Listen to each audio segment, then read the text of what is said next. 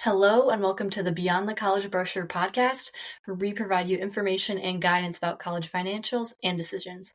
My name is Mary McGrath, and I'm a current senior at Lindenwood University.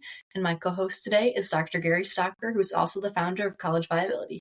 Gary, welcome back to the podcast. Mary, always a pleasure to chat with you. We've got a nice fall day here in the St. Charles area. You're taking advantage of that this weekend. Going to go out and do some fun stuff. Yes, I'm hoping to, especially since we have 2 days off, which is kind of a rare occasion, especially so close to season. So I'm going to try to get outside a little, enjoy the nice weather. Enjoy. No football this weekend, right? No football. They're away this weekend. On the road. So. Okay, very good. What kind of questions do you have for me this week, Mary? Yeah, so to start us off, obviously you have a lot of knowledge about college closures and kind of financial instabilities of different colleges and things like that. So would you say you've seen a trend in college closures in recent years? Yeah, I think there's two ways to look at that. Your question is, has there been a trend? Yes. In 2024 alone, especially the first half of the year, there was about one private nonprofit college closure per week.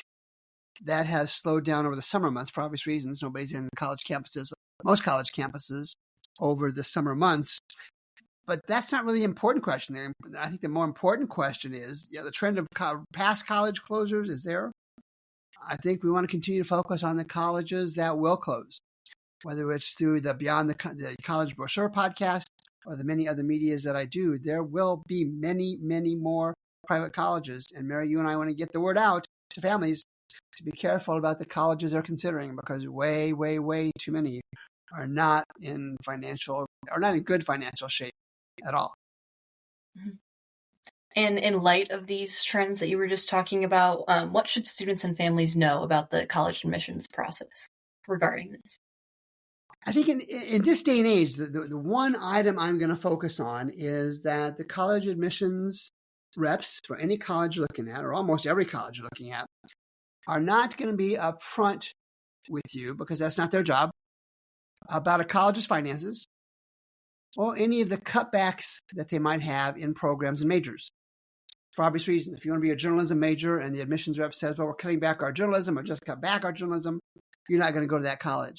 So you and I and others that do this kind of work want to really encourage parents to ask about enrollment trends, to ask about endowment values, to ask about what programs have been cut, or to see a list of the bottom 20 programs, bottom 10 programs at a college, because those are the ones that are at risk.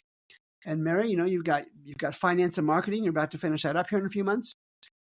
You could have chosen a college that only has 4 or 5 finance graduates in their program per year.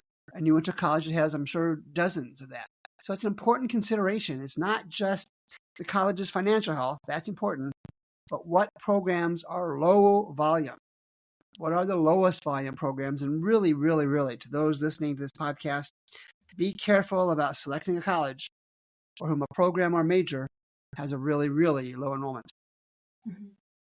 And is there a way the students and families could evaluate their the potential return on investment that they get for a certain college, like how much they'll receive back for however much money, either that be through tuition or anything else that they're putting in? Yeah, and when I saw that question coming my way, just this week, somebody sent me a link from Georgetown University and their Center on Education and the Workforce. Georgetown University Center on Education and the Workforce. They've actually created a ranking return on investment of more than 4,000 U.S. colleges and universities. So if you're looking for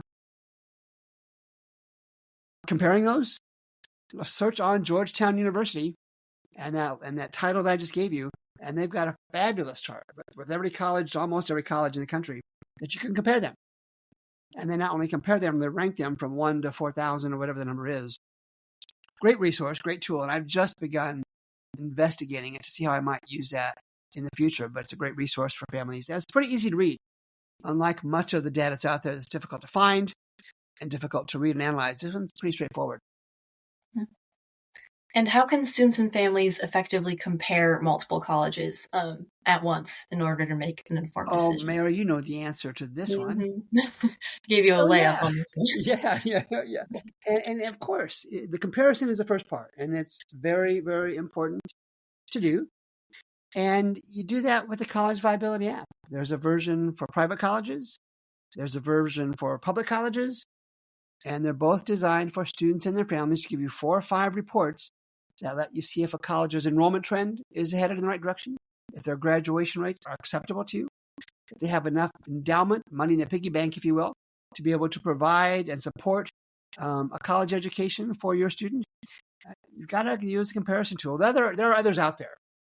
There's nothing as concise and as useful and as thorough as what you and I have with the College Viability app. And can you give us a look into what the process looks like after a college application is submitted? Oh, sure. And you've heard me say this before, Mary.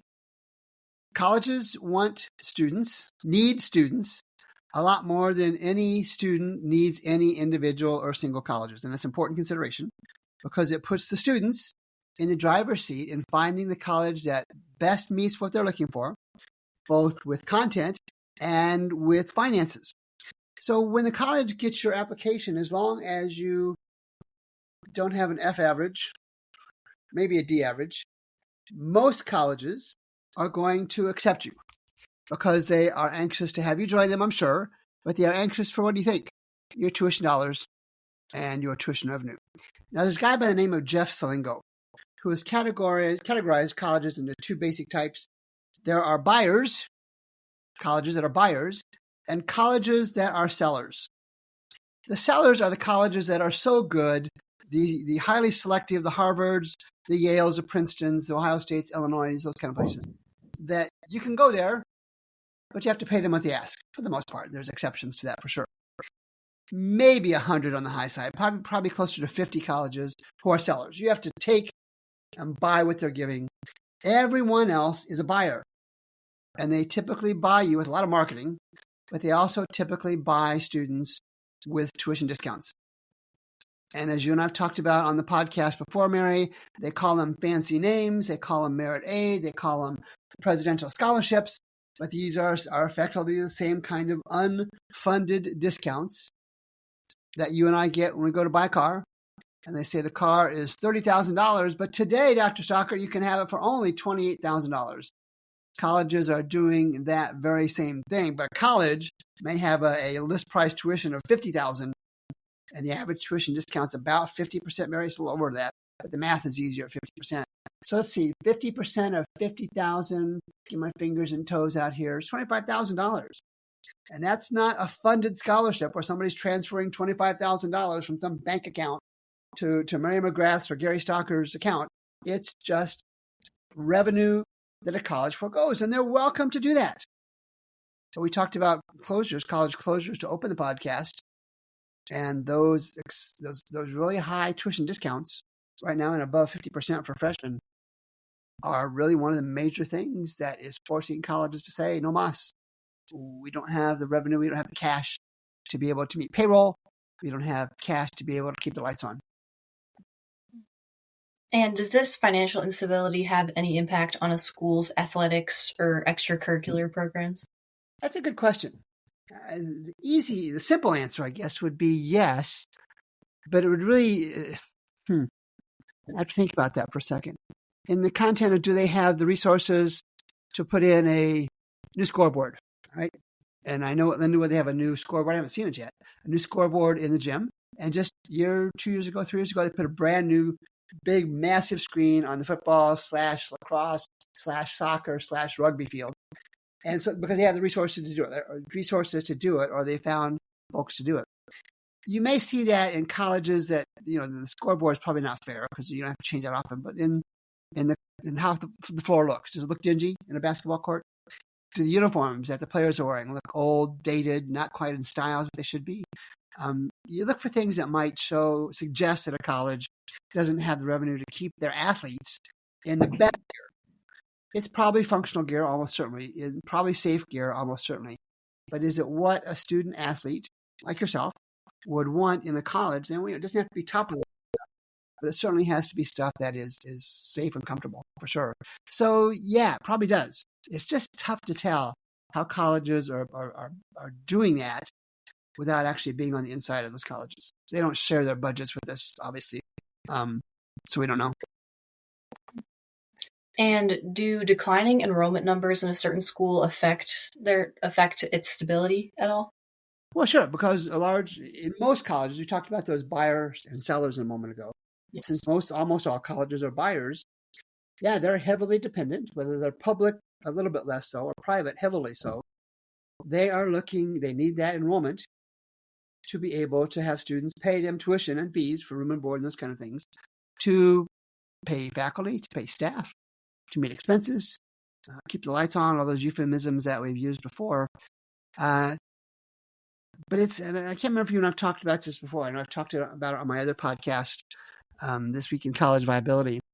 But student enrollment is not what's called fungible. You're enrolled at Lindenwood University. You can't enroll and go to a class tomorrow at Maryville University, which is another college in the area. It's not fungible. Cash is fungible. You can walk across the street to Arby's, or you can walk across the interstate to Chick-fil-A and buy something with your cash because it's fungible. If you have a Chick-fil-A sandwich in your hand, it's not fungible. You're stuck with that. And the same thing with enrollment. If a college university sent students to a bank's door and said, "Here's our payment, these 47 students for the loan we owe you," the banks could say, "I don't want the students, I want cash." And that's really where the enrollment, all colleges, when they have good enrollment years, say, "We're great. Students come here because we're great." Well, maybe, but they're not taking the financial piece. Enrollment does not pay the bills. Yes, the tuition and fees do, but if you're discounting it so heavily, like we just talked about, there's obvious scenarios, many scenarios that I can cite where there's not enough cash to pay the bills, keep the lights on. Mm-hmm. And just kind of a follow-up from that, because I just found it interesting what you just said. Would you say that colleges sometimes advertise themselves at a certain enrollment rate in like kind of hopes of making it seem like they're doing better than they are, or like trying to show off that they're Yeah. And one of the things, I use Google Alerts, and I have like a dozen or 24 Google Alerts to bring up stuff that I want Google to tell me about when it comes up. And one of those is one of those alerts is the two words freshman enrollment. And as early summer turns into late summer, and colleges, and into fall, and colleges start making their announcements on enrollment, I get dozens of these. And they're almost all, for this past year, it's been since mid-August until about now, they're almost all in some form or fashion, we're great. Our enrollment is fabulous because we're fabulous. Well, whatever. But you got to be careful with that, because sometimes they're so heavily qualified. Our enrollment is up because of graduate students. All right, well, that's fine. Or to be silly, our enrollment is up because we have the best set of Missouri-based piano players that are at least 7 feet tall in the whole country. Now, of course, I'm being silly, but they qualify them so heavily that it doesn't make any sense and it's not reasonable at all. So just be careful. Look at the enrollment trends. A year's data does not a trend make. But again, back to the College Viability app, we track 8 years worth of data. And Mary, you've heard me say this before. 8 years does a trend make. And if your enrollment is up for 8 years, great. That's a good trend. If your enrollment is down for 8 years, don't tell me. And college leaders try and do this. Don't tell me you can turn it around tomorrow, because you can't. Mm-hmm. It takes 4 years, 5 years, maybe 6 years to turn around an 8-year negative trend. And the reason for that, and I don't think we've talked about this, is if you're bringing a freshman class of 100 students and you wanted 120, you're stuck with those freshmen. That's not the proper word, but you have those 100 freshmen for 4 years. Mm-hmm. You don't have 120 freshmen for 4 years. You have 100 freshmen. So it takes 4 years to just replace that below expectation class as a minimum until the next class comes in. And you hope that class is better than the one before. So it's important to look at freshman classes, at enrollment classes for 4 years.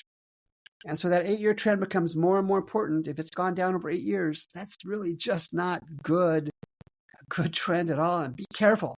Students and families, be careful about choosing a college with a decreasing enrollment trend without asking a lot of serious questions to that college. And if you need those questions, there'll be a note to my email address and Mary's in the show notes, and reach out to us and we'll give you a list of questions to ask.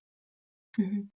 And to finish us off, what advice would you have for students and families who are anxious about the future of higher education? College is good. Absolutely good. You're experiencing that right now. I experienced it decades ago. Do it if you want to. Go to college if you can, financially or otherwise, because clearly it provides a set of learning and personal growth experiences that you can't, I don't think, and most don't think, you can get anywhere else. College is good, really good. Now, graduating is better than just taking courses. And I've said this in other media as well. If you can't graduate, and American four-year college graduation rates are abysmal across the board. If you can't graduate, then you have paid for something that's not complete. And the silly analogy I use, you bought a car and you only got 3 wheels. So if you go to college and you only got 3 years out of 4, you don't get that piece of paper that says Mary McGrath graduated the Bachelor of whatever in finance and marketing. You get 90 credits that mean nothing to the job market for the most part. Mm-hmm. And with that, it'll be a wrap for myself and for Gary Stocker. Thank you for joining us today on the Beyond the College Brochure podcast, where we provide guidance on college decisions, financials, and much more. If you have any questions or concerns about the financial health of colleges, please send them to marym@collegeviability.com. Thank you again for making time to join us today, and we hope to see you next time.